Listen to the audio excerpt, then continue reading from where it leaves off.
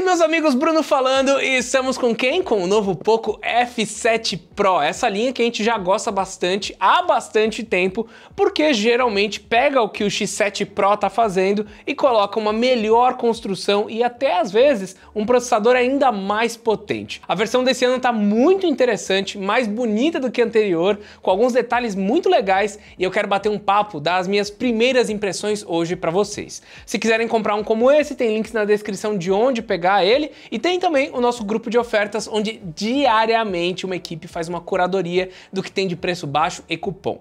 Para entrar é só em escolha.cc/grupo ou dar uma olhada nos links da descrição. E agora roda a vinheta pra gente começar.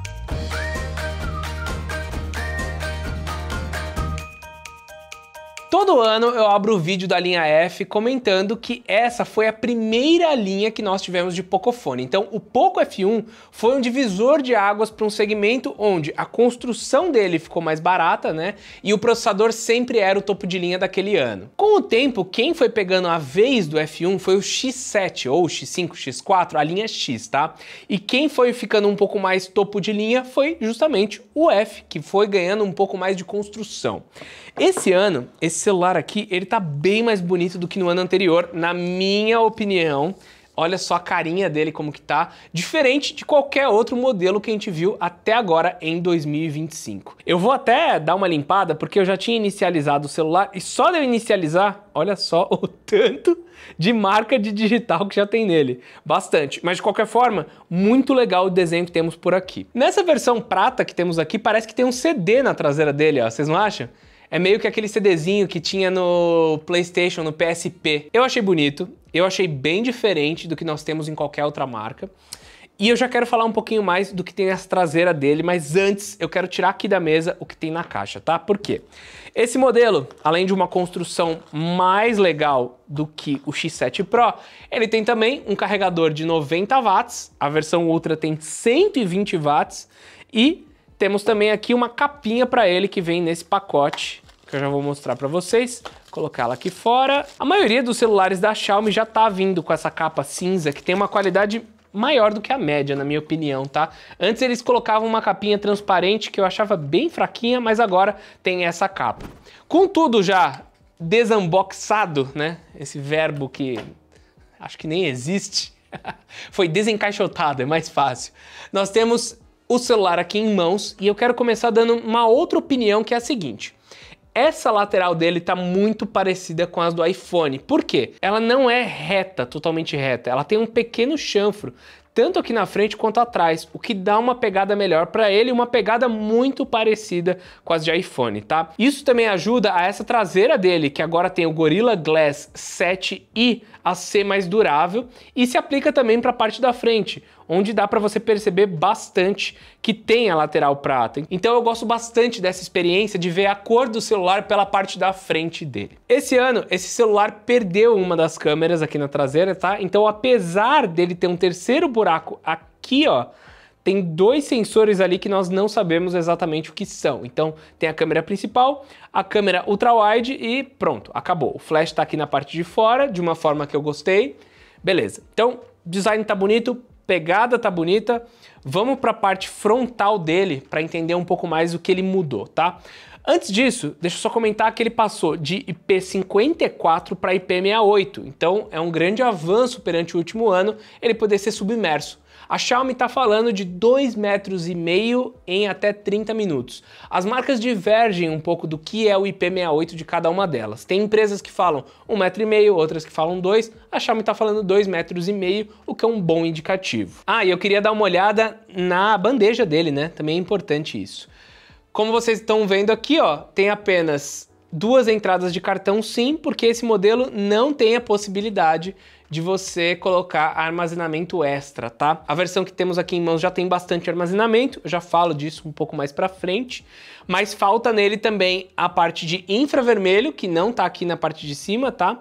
Nem a entrada de fone de ouvido. Então tem apenas USB-C na parte de baixo, saída de som, e é isso. O modelo tá bem simples, minimalista, por assim dizer. Com a capinha, ele fica mais sem graça, na minha opinião. Eu gostaria de usar ele sem nada disso, ó. Fica bonitinho, Fica um celular que você vai saber, quem estiver usando na rua, você vai saber que é um Poco F7 Pro, para quem conhece. Mas no geral, eu acho que ele sem a capinha é bem mais interessante. Agora vamos partir para a tela. Nesse ano nós tivemos algumas mudanças nesse quesito. Uma coisa interessante que nós temos é que o leitor de digitais está no ponto correto, ele está um pouco mais acima. Nós testamos dias atrás outros celulares da Xiaomi, onde o leitor estava posicionado nessa região aqui, que é mais chata. Esse daqui é perfeito, ó. Clicou, abriu, tá super tranquilo. Essa tela, então, o que ela tem? No ano passado, nós tínhamos um pico de brilho de 4.000 nits, que era realmente muito alto. Nesse ano, o pico de brilho total, assim, é 3.200.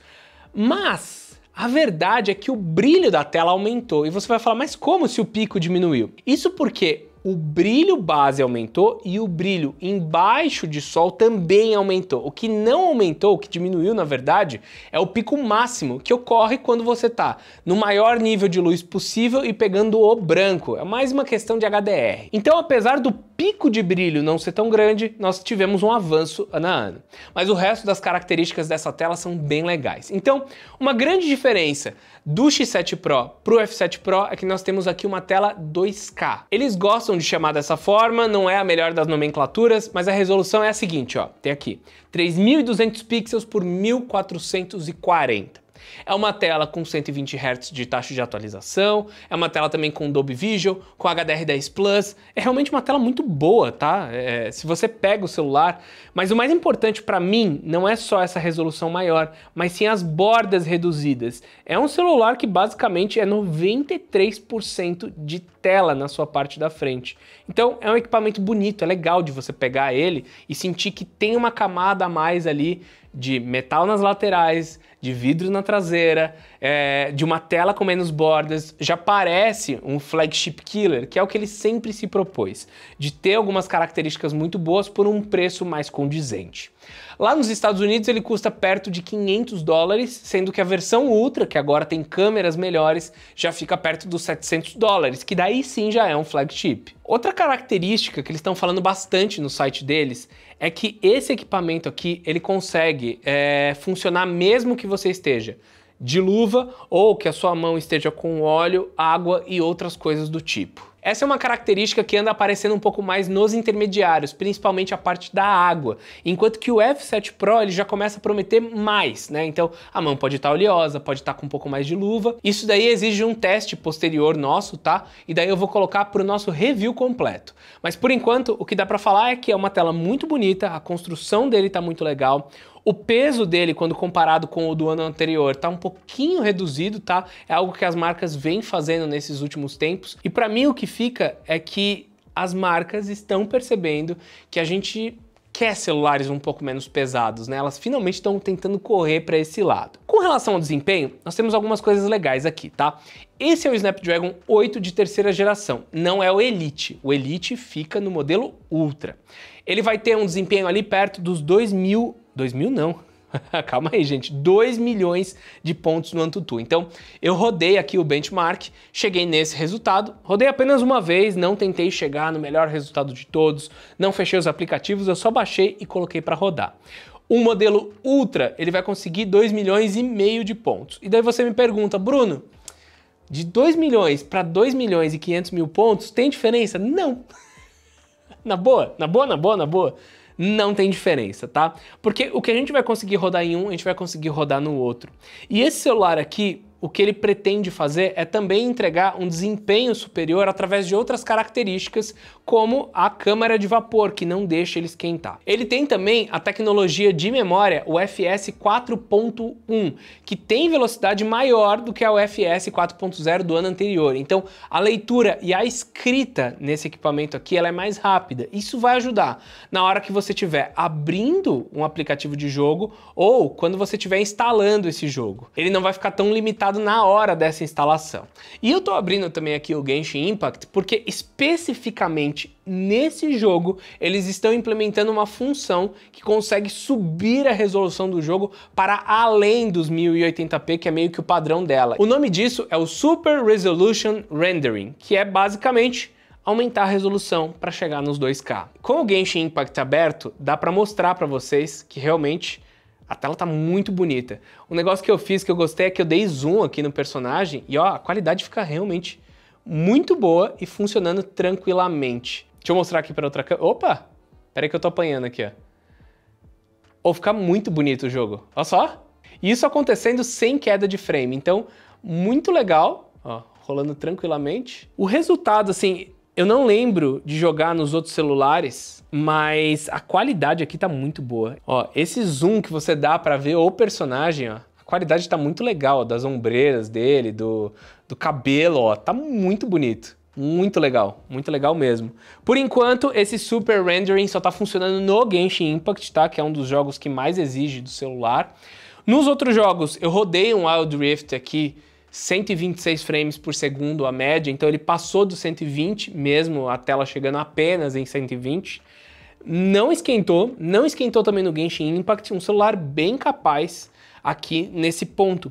E uma coisa legal que rolou, e eu nem vou conseguir comparar, é que agora nós temos o AI Tutu, que é o Antutu, só que da parte de inteligência artificial.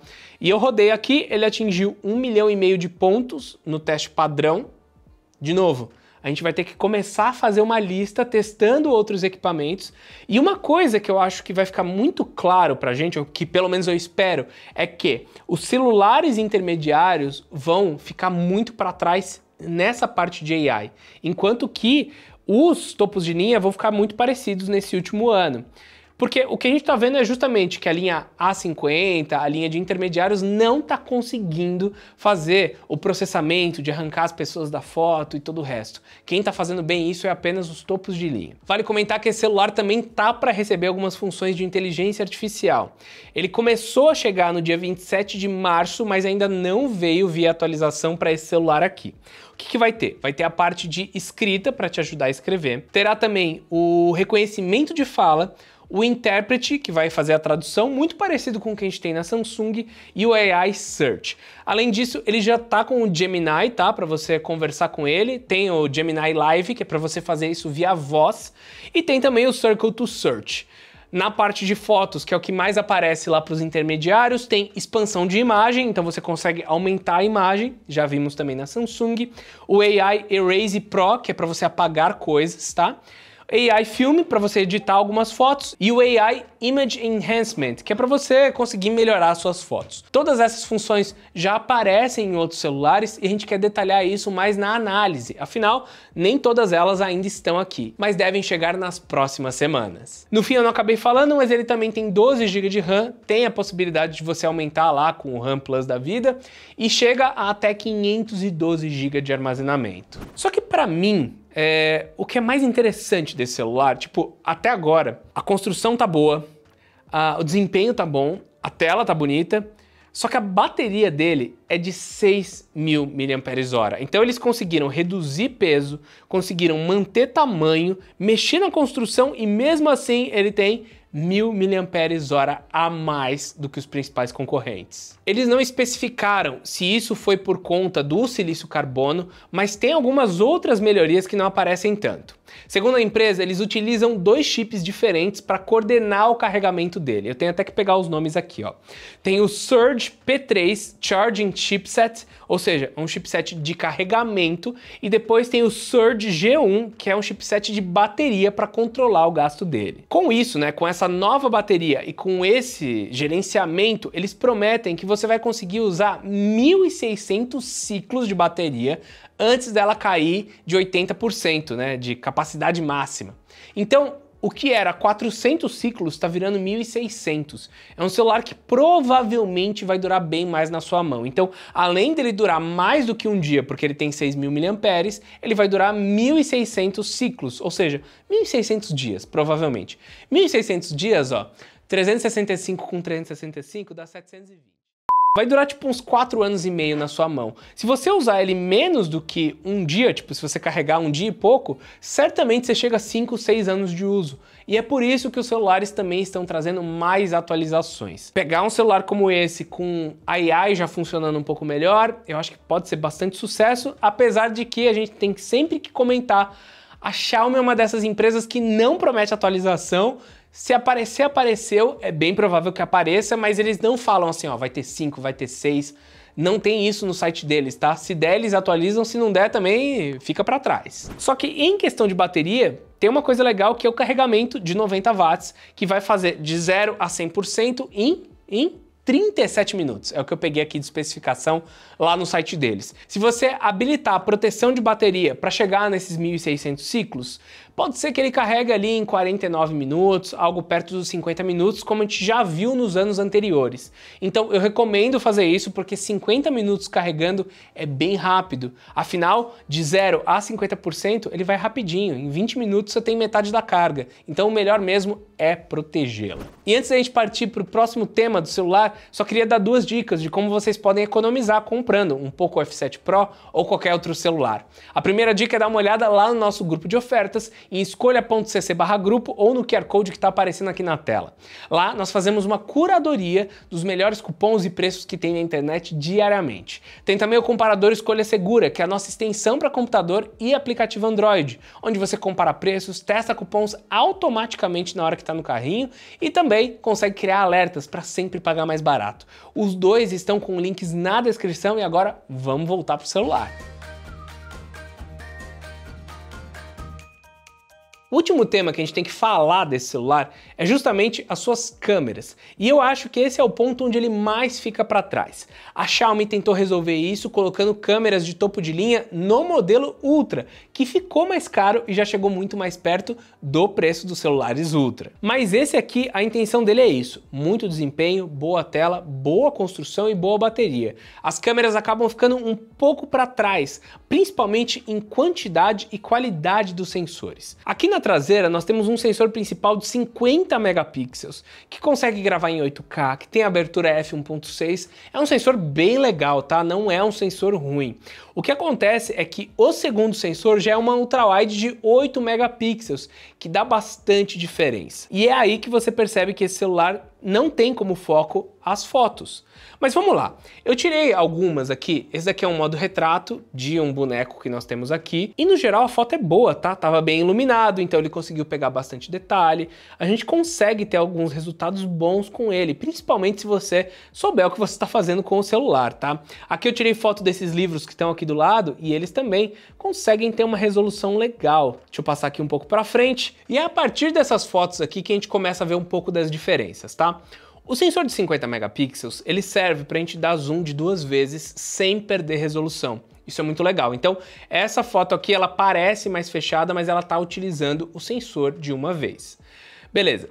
Essa segunda foto aqui já é a câmera ultrawide e o resultado não é tão legal, apesar de a gente estar no mesmo cenário. E essa daqui é o sensor principal. Então, dá para ver que a minha cor já não está muito equilibrada. Eu acho que, para mim aqui, eu já estou um pouco mais verde por causa do azul, então ela já não lidou bem com a parede azul. É isso que você percebe nesse celular. A câmera principal é boa, olha só, mais uma foto com uma qualidade legal, dá para ver todos os detalhes da impressão 3D, tá? Até demais. Só que quando você parte para o segundo sensor, ele já não é tão interessante. Para mim, tá tudo certo. Eu vou usar principalmente 1 e 2 vezes. Eu quase não uso ultrawide no meu dia a dia, esse celular já serviria. Com relação a vídeo, essa câmera também vai bem, porque ela consegue gravar em até 8K 24 frames por segundo. Mas no geral, a qualidade é bem normal, bem padrão. Deixa eu até mostrar um exemplo aí para vocês. Esse daqui é um exemplo de gravação com a câmera traseira. Ó, a gente está montando um setup novo aqui. Tem os mouses que logo mais sai um guia de mouses gamers. Aqui até a gente vai colocar um pouco mais de coisa na tela e tal. E ó, legal, focou rápido na minha mão, trocou para outra. E o zoom, ele vai até 3 vezes, vai até 6 vezes, mas mantendo a câmera principal. E ele não sai de uma vez, então a ultrawide não é acessável com o 4K. Mais um exemplo de gravação com a câmera traseira, já está acabando o dia, então já não está mais tão iluminado como é quando a gente sempre faz isso. E vou dar aqui um pouquinho de zoom na estação. Gostei, hein? É engraçado que a gente já testou esses dias o Redmi Note 14S, que faz um zoom muito parecido. Só que quando ele chega aqui em 3.6, a qualidade tá bem menor. Olha lá o trem passando. Legal. Quando falamos da câmera frontal, ela tem 20 megapixels e resultados também bem aceitáveis. Eu não tenho muito do que reclamar, nem do que falar bem. Então, o HDR dessa foto tá ok, eu não tô muito esbranquiçado, tá? No modo retrato, a gente também tem um recorte bom. Essa foto aqui mostra isso. Consegui tirar uma foto legal aqui no estúdio, tá tranquilo. O único problema dele é que com a gravação frontal, ele faz apenas 1080p. E eu quero aproveitar para mostrar agora um exemplo para vocês, tanto dessa câmera quanto do microfone dele. Esse daqui é um exemplo de gravação com a câmera frontal a 1080p. Ela vai estar um pouco mais estabilizada porque ele consegue fazer um crop, né? Mas quando a gente olha a qualidade, ela não é tão legal assim. Celulares como o da Samsung vão fazer melhor. E além disso, olha só, essa daqui é uma situação onde eu tô com uma luz até que ruim, né? Ela tá exatamente em cima da minha cabeça. Ele não consegue fazer tão bem o HDR. Quando eu vou para uma situação um pouco melhor, ele consegue ajustar, mas poderia ser bem mais interessante. E com isso a gente passou por todos os pontos do F7 Pro. Eu acho que é um celular que evoluiu no seu design, tá mais bonito que no ano anterior, tá com uma construção melhor do que no ano anterior, continua com uma boa tela, finalmente com 6.000 mAh de bateria, caramba, finalmente, que legal. Com uma bateria que dura mais ciclos, então para mim, se você estava pensando em pegar um F6 Pro, eu tentaria ir direto com o F7. É a mesma coisa que a gente está falando do X7 Pro. São dois celulares que por conta da bateria vão durar mais na sua mão. O único ponto é que agora que acabou de ser lançado, só dá para encontrar ele acima dos R$3.000. Uma faixa onde até pode fazer sentido por conta do seu desempenho, da sua tela e da sua construção, mas não por conta das suas câmeras, onde ele está muito mais perto de um intermediário do que de um topo de linha. O fato dele ser IP68 também, finalmente, me faz gostar muito mais desse celular, e eu acho que logo ali abaixo dos R$3.000 ele pode ser bem interessante. Só lembrando que geralmente nessa faixa de preço são celulares importados que não vão ter nenhum tipo de assistência aqui no Brasil. Se você estiver tranquilo com esse risco, é um celular com custo-benefício bem interessante. E claro, eu quero saber agora de vocês, o que a gente tem que testar nos detalhes para o review completo dele, e quero saber também o que você acha mais interessante nesse celular.